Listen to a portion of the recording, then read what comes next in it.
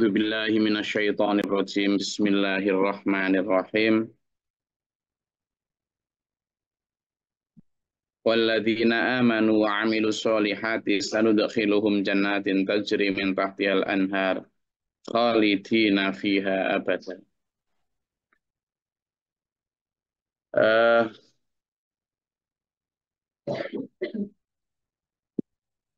Orang ketika bicara tentang nikmat sehat, ini saya mulai dari sana ya. Orang ketika bicara nikmat sehat itu biasanya orang kalau ketemu itu yang ditanyakan apa dulu? Kalau ketemu gitu loh. Kabar guys, kabar kesehatan. Ya, bukan kok kabar punya uang berapa, enggak gitu ya. Ada nggak orang salaman kemudian gimana uangnya gitu? Ada nggak? Ayo, coba ngobrol ayo. Ada nggak orang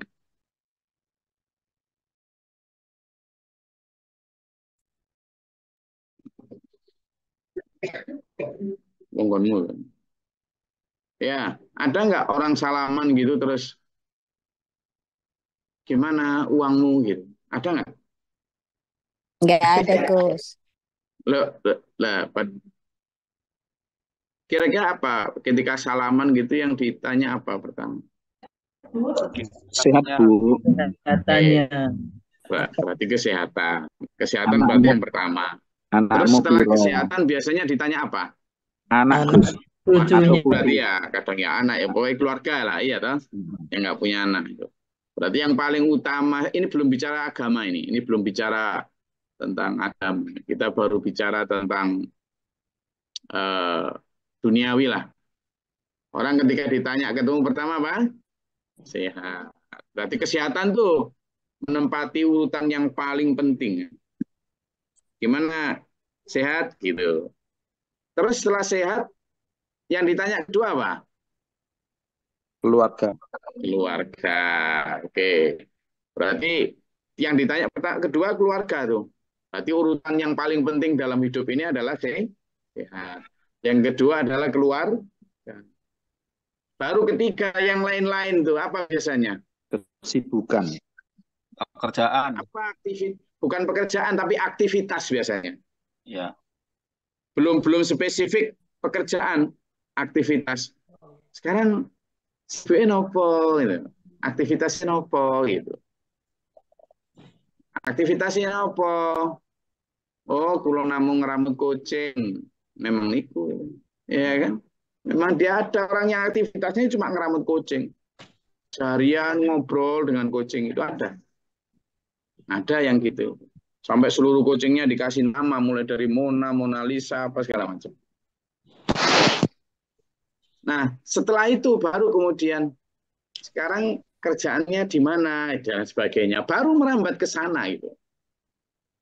Nah, itu menunjukkan bahwa manusia sebenarnya juga sering gagal memaknai bagaimana hidup ini.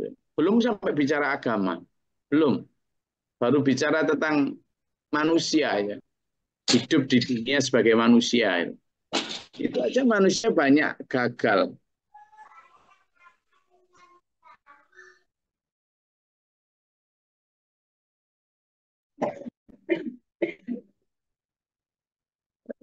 Memaknai itu aja loh gagal. Kenapa? Karena dia terlihat betul bagaimana dia hidupnya itu berburu apa. Sekarang saya mau tanya, kalau tadi betapa yang ditanyakan adalah tentang kesehatan, tetapi kemudian yang kedua adalah keluarga, baru kemudian aktivitas, baru pekerjaan. Nah, tapi saya mau tanya sekarang sama sampean semua. Dalam prakteknya, yang paling utama kita buru apa? Yang paling kita anggap penting apa? Yang paling kita anggap prioritas apa? Harta, Gus. Loh kan, sampean dan saya ini loh. udah keliru. Oh, kita tahu setiap kali kita ketenangan itu pertama yang ditanyakan kesehatan. Tapi kita jarang berburu kesehatan loh. Kita itu sampai kadang, maaf cakap ya, saking berburunya uang sampai mengabaikan kesehatan. Saya belum bicara agama ini. Padahal begitu nanti kita dapatkan uang, kalau kemudian tidak sehat, uang ini loh tidak bisa menolong kesehatan kita. Dan itu loh manusia itu. Jadi pertama tadi kesehatan, yang kedua keluarga, lalu ketiga itu aktivitas. Aktivitas ini kan berkaitan dengan untuk apa waktu dihabiskan kan gitu. Berarti waktu nih yang kita anggap penting.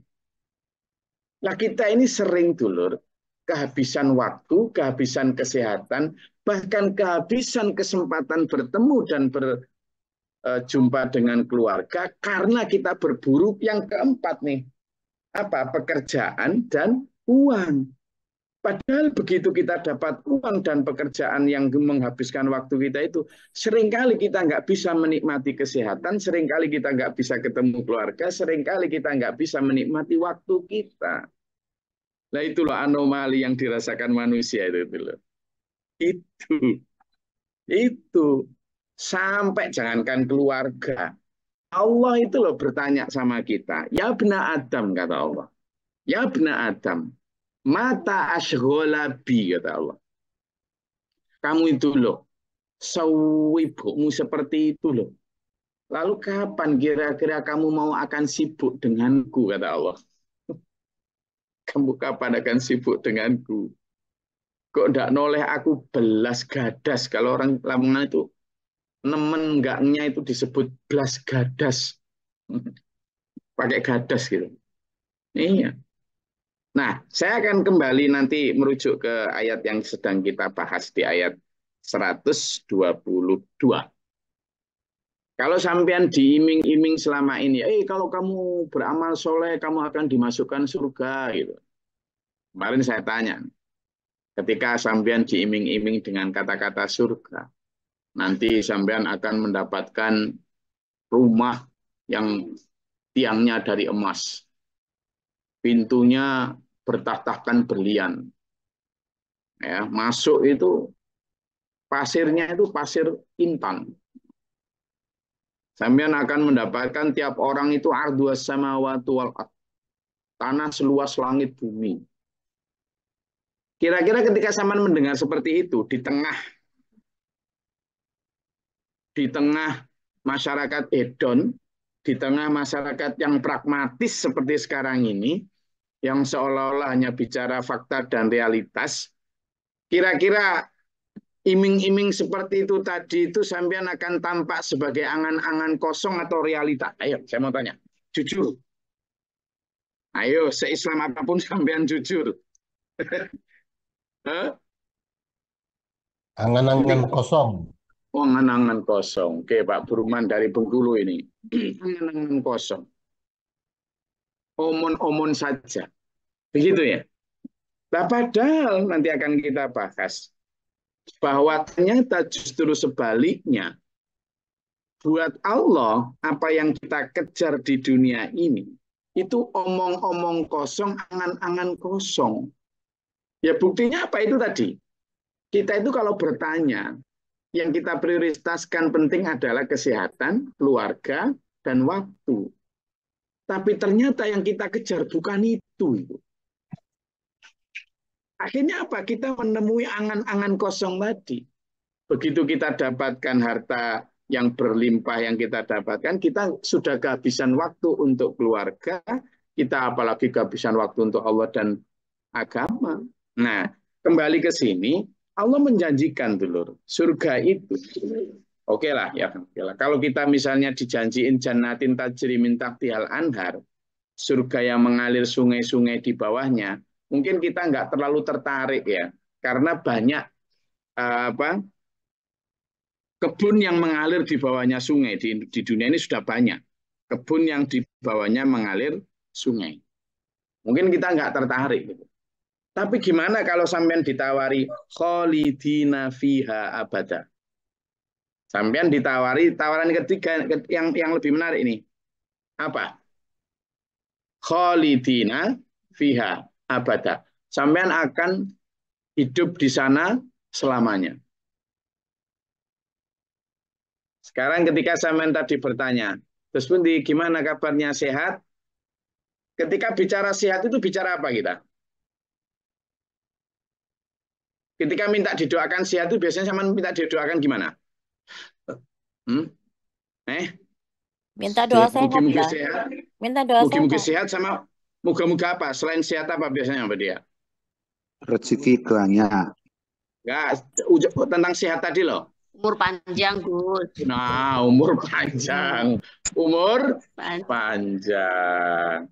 Wis tua itu loh masih ingin didoakan umur panjang, ya enggak? Enggak, Agus. Budia. Enggak semua Semua orang begitu. siapa? Budia? Enggak pengen umur panjang? Saya enggak kepengen, Gus. I want to be just enough. Enough at what age? Enough. Sekarang pun saya merasa sudah enough kok, Gus. What age? Kalau age itu nggak bisa disebutkan ya, Gus. Tapi setiap situasi setiap orang tuh beda-beda gitu loh. Tapi saya nggak mau tua, pikun, terus tidak berguna gitu loh, Gus. Oke. Yang ngerepotin orang Oke, gitu. itu Budia. Mungkin setelah ngaji ya dapat itu. Sekarang saya mau tanya yang lain nih, mayoritas. Rata-rata pengen umur panjang enggak? Pengen. Ayo jawab. Jujur pengen, Gus.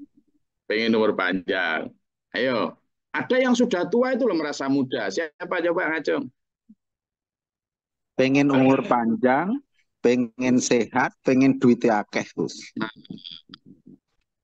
Pengen panjang umurnya, pengen duitnya akeh. Sekarang saya mau tanya, kalau ternyata itu dikabulkan sama Allah tuh, sama dikasih umur panjang, duitnya akeh. Terus sama umur 80. Kan gigi itu nggak bisa dibohongi. Iya kan? Umur 80 gigi akan protol semua. Terus sama punya duit banyak. Pengen sate. Bisa makan?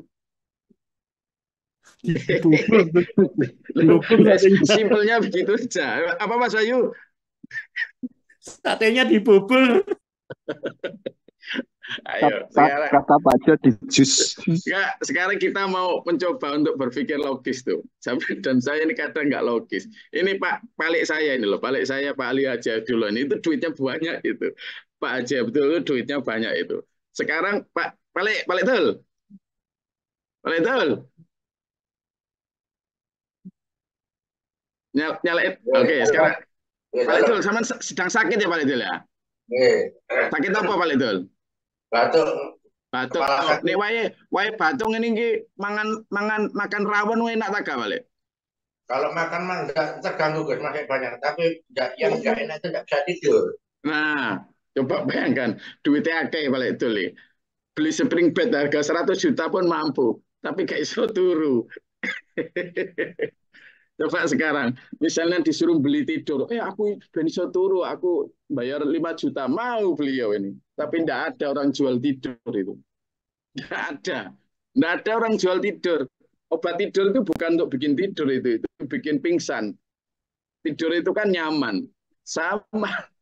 Jadi beliau mungkin juga giginya sudah pada habis.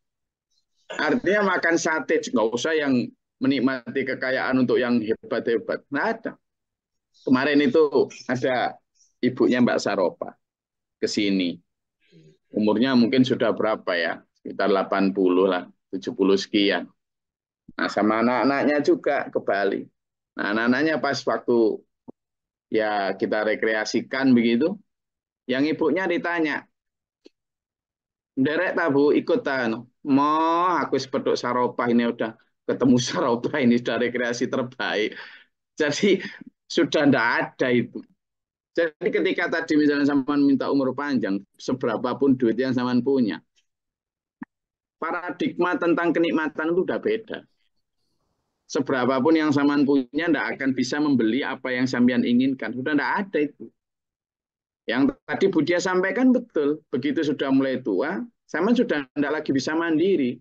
Karena siklusnya itu pasti sama. Begitu nyampe peak season atau peak peak performance di umur-umur 40-60 itu sudah mulai menurun tuh semua kemampuan itu. Ya kan? Nah, ketika kemampuan sudah mulai menurun, dulunya ketika kita bayi kita tidak mandiri, bergantung sama orang tua kita untuk cepok, untuk jalan, untuk apa segala macam. Seret kita mandiri, kita hebat, kita mandiri, tek, pada umur 40-50 sudah mulai itu kita tergantung sama orang lain. Begitu makin tua kita semakin tergantung.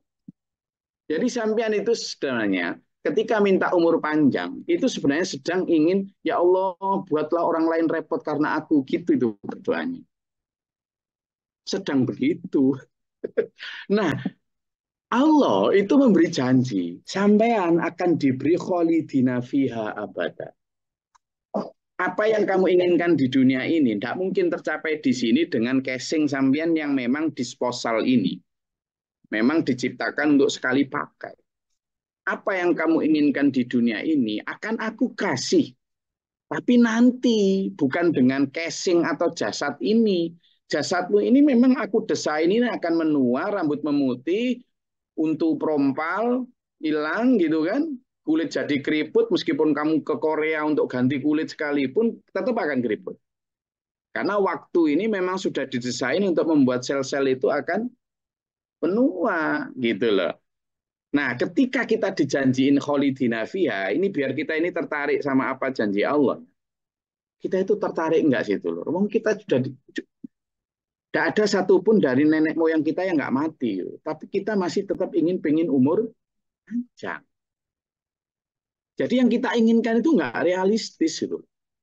Panjang pun kita sebenarnya nggak ada batasan toh. Berapa coba? 70, 80, 90? Nanti di ulang tahun ke-90 zaman juga masih meniup lilin dengan panjang umurnya. Lah kan repot. Gitu. Maka ayo kita meyakini bahwa khalidina fiha abada yang dijanjikan Allah ini adalah jawaban dari keinginan kita di dunia yang tidak mungkin dipenuhi di sini. Allah menjanjikan. Makanya ini coba. Wa'dallahi haqqan. Kalau sampean ragu bahwa akan diberi itu, ini loh. Janji Allah pasti dipenuhi. Nah ini loh, ini bahasan orang beriman. Alladzina yu'minuna bil ghaibi. Orang beriman itu percaya terhadap yang gaib. Allah gaib menjanjikan surga yang masih gaib. Kalau orang kafir sono, memang enggak, ini bukan bahasannya. Nah ini bahasan kita sebagai orang beriman. Gitu loh, telur. Lalu sampai Allah gini, kalau kamu enggak percaya itu, waman asdaqu minallahi qilan. Kalau kamu enggak percaya, siapa yang lebih benar janjinya daripada Allah dalam hal perkataannya? Sampai gitu loh. Itu kan saking nggak percayanya kita. Sampai Allah menggitukan kita. Itu loh. Jadi saya ingin mengajak sampean untuk berpikir secara logis. Dari keinginan kita itu logis nggak sih sebenarnya? Lalu sampai kepada janji Allah. Laisa bi amaniyikum wala amani ahlil kitab. Jadi pahala itu bukan didapat dari angan-angan kosong. Angan-angan kosong kalian itu. Yang tadi seperti misalnya tentang ada satu kalimat yang bagus menurut saya juga bahwa harta kekayaan itu memang membuat orang mudah melakukan sesuatu. Ya, benar. Membuat orang mudah. Nyuruh orang tinggal ngasih uang apa segala macam ya kan? Memang buat mudah, iya. Tapi tidak selalu membuat bahagia. Nah, beda itu persoalan mudah dan bahagia. Laisa bi amaniyikum wala amani ahlul kitab dan bukan pula angan-angan kosong ahli kitab. Di ayat 123 ini ada asbabun nuzulnya ya. Ini diriwayatkan oleh Ibnu Abbas radhiyallahu anhu menjelaskan bahwa ayat ini itu diturunkan berkenaan dengan angan-angan orang Yahudi Nasrani dan orang-orang Quraisy. Ya, orang Yahudi dan Nasrani berkata, seperti nanti bisa dilihat dalam ayat yang berbeda, selain kami tidak akan ada yang masuk surga katanya.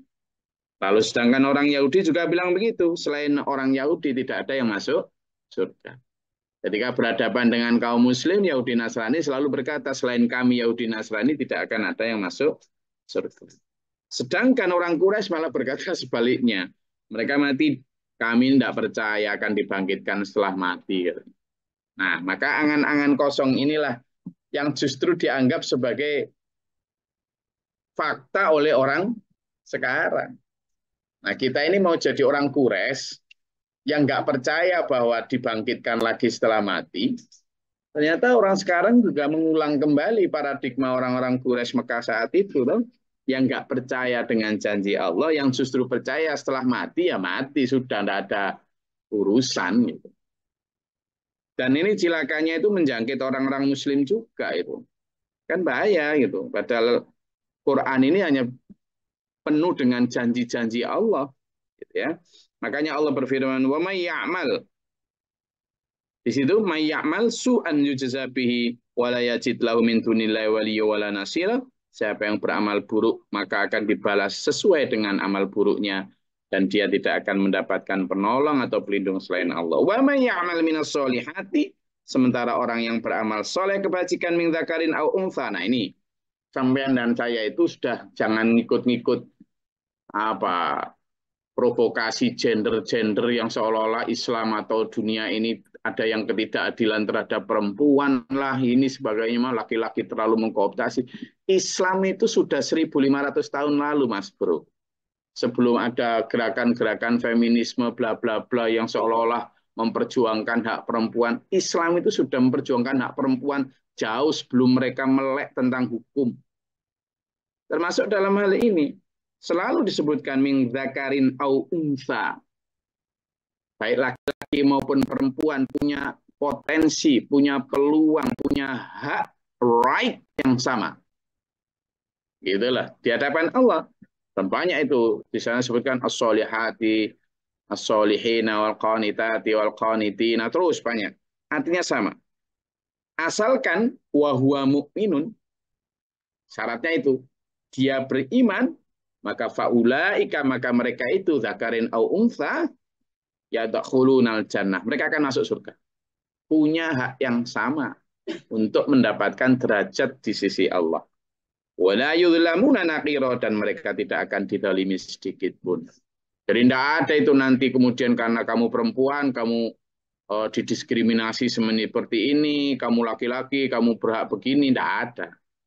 Tidak ada dalam Islam itu. Dan ingat loh ya, keadilan itu tidak selalu kemudian kalau makan dikasih telur semua, itu bukan keadilan, itu bukan seperti itu. Keadilan itu misalnya kalau makan bareng gitu, ada yang alergi telur ya jangan dikasih telur dong. Ada yang alergi makan ayam, tidak mau dia makan ayam, maunya daging dia. Ya. Jadi kalau semuanya disamakan rata itu bukan keadilan itu. Jadi ada yang malah harus dikasih, misalnya untuk disabilitas ya harus dibuatkan trek sendiri dalam fasilitas umum, itu namanya keadilan gitu. Jadi dalam hal laki perempuan juga gitu, Islam itu memberikan sesuai dengan porsi dan proporsi yang memang dibutuhkan, dan Allah yang paling tahu apa yang dibutuhkan manusia baik laki-laki maupun perempuan. Jadi keadilan jangan diukur dengan logika liberal yang kemudian hanya berdasarkan wah harusnya begini, itu kan harusnya nafsumu. Allah yang paling tahu desainnya itu seperti apa. Manusia membutuhkan.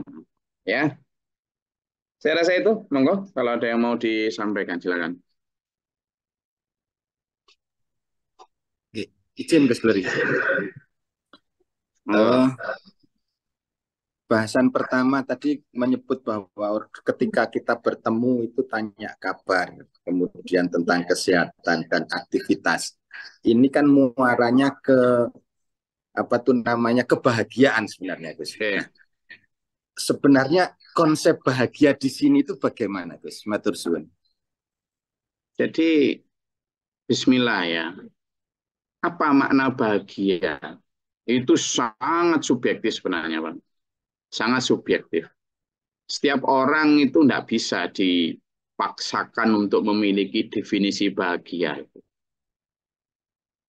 Nggak bisa. Tapi sekurangnya begini. Ada satu hal umum yang bisa kita umum, ini bukan tentang agama, ini masih tentang umum aja. Bahagia itu sering dimaknai sebagai ini. Ketika seorang mengalami emosi positif, puas, dan hilangnya emosi negatif seperti depresi atau kecemasan. Jadi ketika seseorang mengalami perasaan atau emosi positif, perasaan puas, ya toh, dan hilangnya emosi negatif seperti depresi, ketakutan, kecemasan, dan sebagainya. Nah, kita bicara puas sekarang misalnya, dan bicara positif. Perasaan atau emosi positif, puas, ini kan subjektif sekali tiap orang, Mbak Jo. Buat seorang petani, ya, kepuasan itu adalah ketika sawahnya membutuhkan hujan, ada hujan. Tapi di sisi lain, kepuasan seorang petani garam adalah jangan kasih hujan. Sehingga kebahagiaan itu menjadi sangat subjektif dan lokalistik terhadap siapa dan di mana. Nah, sekarang bagaimana kita menggeneralisir supaya bahagia itu punya standar yang sama? Bahagia itu bicara tentang ketenangan hidup, kalau gitu. Itu aja. Bicara tentang ketenangan hidup. Karena kalau bicara puas, setiap orang akan memiliki standar puas masing-masing.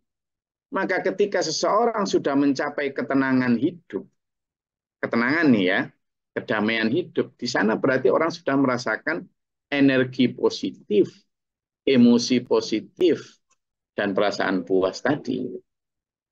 Sehingga ketika misalnya ditanya,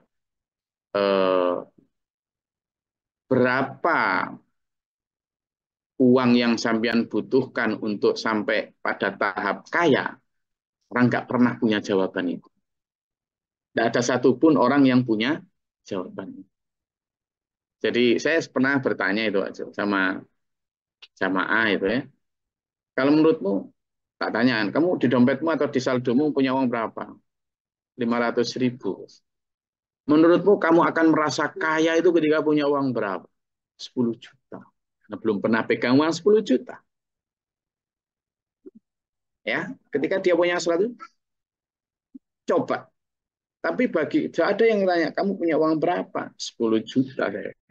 Lah menurutmu kaya itu kalau ketika punya uang berapa kamu? Ya 1 M. Kaya dia merasa sudah 1 M. Coba tanya sama Abu Rizal Bakri. Mungkin di kantongnya 1 miliar itu sesuatu yang dia lupa naruh di mana. Ya kan? Itu. Karena menurut dia kekayaannya adalah 1 triliun atau 10 triliun. Sehingga bagaimana memahami bahagia ketika seseorang, ini belum bicara agama ini, ketika seseorang mengalami ketenangan dan kedamaian hidupnya karena dia sudah mencapai kepuasan yang diinginkan. Sementara kepuasan itu hanya bisa didefinisikan oleh masing-masing. Maka bagaimana kita sebagai orang beriman? Nah, standarnya jelas kita. Bahagia itu adalah ketika kita selalu merasa ingat kepada Allah. Ala bidzikrillahi tatmainnul qulub. Ingatlah hanya dengan mengingat Allah, kamu akan mendapatkan ketenangan hati. Nah, ingat Allah di sini itu banyak, Pak Joat. Maknanya itu tidak hanya sekedar ingat dalam arti wiritan lahir itu, tapi hatinya benar-benar damai oleh apapun yang diberikan oleh Allah. Maka tingkat keikhlasan hati itu yang akhirnya membuat orang bahagia. Ketika dia diberi sakit oleh Allah pun, dia ya Allah, astagfirullahaladzim, alhamdulillah, engkau beri sakit tapi aku masih beriman. Itu sudah, di situ orang bahagia itu. Kenapa? Selalu sabar dan ikhlas menerima apapun yang diberikan Allah. Saya rasa di situ aja. Kalau orang sudah sampai pada tahap itu, insya Allah bahagia hidupnya. Ada lagi? Izin, Gus. Silakan. Saya boleh cerita sedikit ya tentang pengalaman saya waktu ke Australia. Tentang menjadi tua ini. Monggo, silakan. Saya ke Australia umur 35.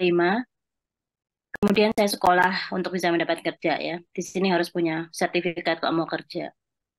Ketika itu saya milih untuk aged care, jadi untuk bekerja di panti jompo atau hospital gitu. Waktu itu saya terkejut sekali melihat orang tuh bisa tua dan tidak bisa berbuat apa-apa. Saya pulang dari panti jompo waktu itu saya nangis semalaman, Gus. Kaget sekali ternyata orang tuh bisa tua dan tidak bisa tidak mandiri lagi gitu loh. Yang cuma tidur telentang begitu itu membuat saya betul-betul merinding dan baru sadar saya ini ternyata orang bisa tua dan ngeri sekali.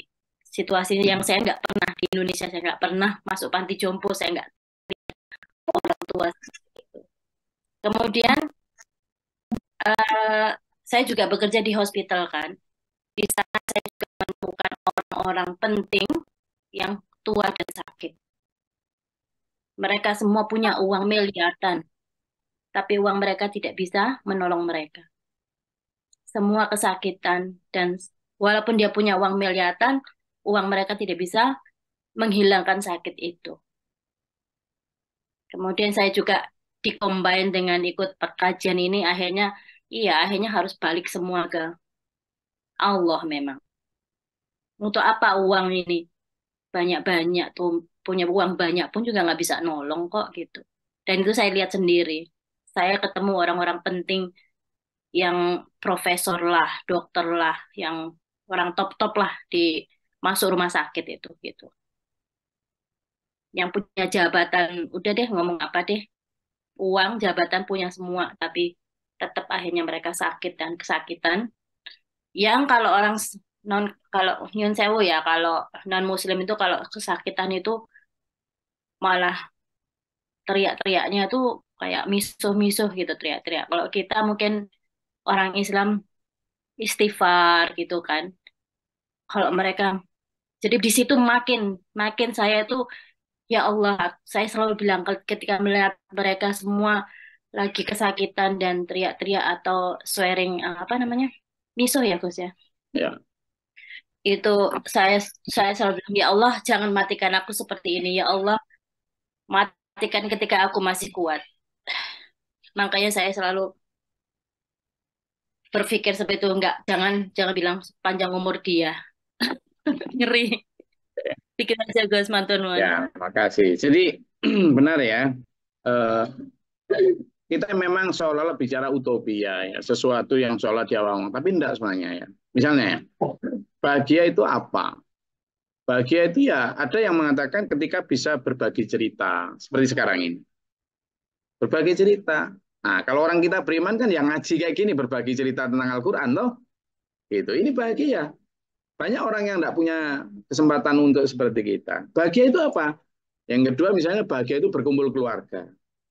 Nah kalau secara umum ya hanya sekedar berkumpul. Kalau kita kan enggak, ya bisa berkumpul, kemudian bisa tahajud bareng, bisa sholat jamaah, duha bareng. Kalau jamaah wajib ke masjid ya. Itu bisa berdiskusi, ngobrol tentang nilai dengan keluarga, itu bahagia itu. Ya, bahagia. Coba lihat orang-orang kawaya yang kemudian sibuk nyari waktu untuk ketemu anak saja loh sulit. Lah kita tuh di mana lah ketemu anak itu priceless, sesuatu yang tidak bisa diukur. Ketika kecil sampai itu, jadi menikmati perkembangan anak sampai kemudian mereka mandiri dan dewasa itu mahal loh. Ternyata orang-orang kaya yang punya super duitnya itu tidak memiliki itu lah. Kalau sampean punya itu harusnya udah bahagia tuh. Bahagia itu berkarya. Bahagia itu bermanfaat untuk orang lain. Karena khairun nas anfa'uhum linnas tadi. Gitu ya. Kemudian bahagia itu dicintai, dihargai. Nah, kalau kita mencintai, mengasihi orang lain misalnya. Bahagia itu belajar dari kesalahan. Kita ketika diperintah Allah untuk banyak istighfar, banyaknya itu idza fa'alu fahisyatan aw dzalamu anfusahum dzakarullah, ketika berbuat jelek, berbuat jahat kemudian ingat Allah dan bertaubat menyadari kesalahan, itu bahagia. 25. Lalu keenam, bahagia itu memberi, giving. Ya, giving, memberi sebanyak mungkin memberi. Maka sampean bagaimana? Terus gimana Gus sekarang? Ya carilah nafkah itu, carilah rezeki itu. Tapi Sampean coba ukur kebahagiaan itu tidak dengan angka yang ketika sampean kumpulkan. Carilah sebanyaknya, lalu kebahagiaannya setting tidak ketika sampean punya saldo banyak. Tapi setting bahagia sampean itu ketika mencari lalu mampu memberi. Ubah ke sana kebahagiaan sampean itu. Ya, ubah ke sana. Kenapa? Karena kalau sampean nggak ubah ke situ, nanti sampean nggak akan menemukan kebahagiaan itu. Karena angka itu nggak akan ada habisnya. Itu loh. Jadi di situ Pak Jo. Jadi ketika mencari harta, lalu kemudian kebahagiaan selama ini kan kita kalau saldo di belakang nol itu banyak. Kan gitu. Nah kita ubah bahagianya adalah ketika cari harta, lalu memberi lebih banyak. Persen yang kita beri lebih banyak, itu loh bahagianya. Nah kita rubah ke sana. Sehingga kita tidak terlalu meninggalkan sesuatu yang kita tidak bisa nikmati. Itu misalnya, kita ubah bahagia itu. Lalu setelah bahagia memberi, kemudian bahagia itu menjadi kita sebagai orang beriman. Tidak peduli kalau misalnya ada orang lain ngenyek kita, mencaci kita karena kita berjalan di jalan Shirathul Mustaqim yang mungkin anti mainstream atau tidak cocok dengan tradisi apa. Kita menjadi diri kita sebagai orang beriman. Yang kata Allah, kulil haqqa walau kana murad. Sampaikan kebenaran meskipun pahit. Karena standar kita adalah dicintai Allah, bukan sekedar dicintai manusia. Kalau kita dicintai manusia banyak, tapi kita nggak dicintai Allah, di mana letak kebahagiaan kita? Kita rubah bahwa bahagia itu adalah ketika kita dicintai Allah. Itu. Yang terakhir misalnya bahagia itu adalah sehat. Kalau selama ini patokan orang sehat itu hanya jasmani, kita tambah itu patokan kita ya sehat jasmani, ya sehat rohani. Maka ketika kita olahraga di lapangan apa yang zaman biasanya jalan putar-putar itu, nah lapangan apa? Alit Saputra, guys. Saputra. Ketika zaman misalnya jalan di Alit Saputra, kan ikhtiar sehat bagus tuh, bagus. Tapi sambil itu biar rohaninya juga sehat. Bismillah, Bismillah, Bismillah. Alhamdulillah, Alhamdulillah. Gitulah. Setelah itu kemudian pulang berbagi. Jadi itu kebahagiaan telur. Ketika kita sudah nyampe itu, insya Allah kita menikmati hidup itu benar-benar enjoy life. Saya rasa itu kajian kita pada pagi hari ini untuk mendapatkan kesehatan jasmani rohani. Perlu kita benar-benar mengubah mindset standar hidup kita. Karena bicara bahagia adalah bicara mindset. Ya, hanya mindset orang beriman yang akan mendapat kebahagiaan sejati dunia dan akhirat. Ayo menjadi orang-orang beriman, insya Allah hidup kita akan bahagia. Maka Allah merahmati kita dengan kebahagiaan dunia akhirat, dunia wal akhirat. Amin. Allahumma sholli wa sallim barik ala. Allahumma fir lil mu'minin wal mu'minat wal muslimin ta'ala. Allahumma hdina fi man hadayta wa afina fi man afayta wa lana fi man tawallaita barik lana fi man qadaita wa qina. Tabarakta rabbana wa ta'ala ta'ala alhamdulillah ma qad astaghfiruka wa atubu ilaik. Allahumma da'al bala wal waba wa dal hasdina min jinni syaitan syaitan kafara wa min jinni. Allahumma rfa' darajatana wa qina Allah. Rabbana amana faktubna ma syahidin rabbana la tuzigh qulubana ba'da idh hadaytana. Rabbana ij'alna muslimina laka wa mujahidina wa muslimin laka wa arina muslimin. Rabbana atina fid dunya hasanah wa fil akhirati hasanah wa qina adzaban nar. Rabbana lana sabra wa sabra wa ana rabbika rabbil izzati amma yasifun. Alhamdulillahi rabbil alamin. Assalamualaikum warahmatullahi wabarakatuh. Allahumma arhamna bil Qur'an waj'alhu lana imam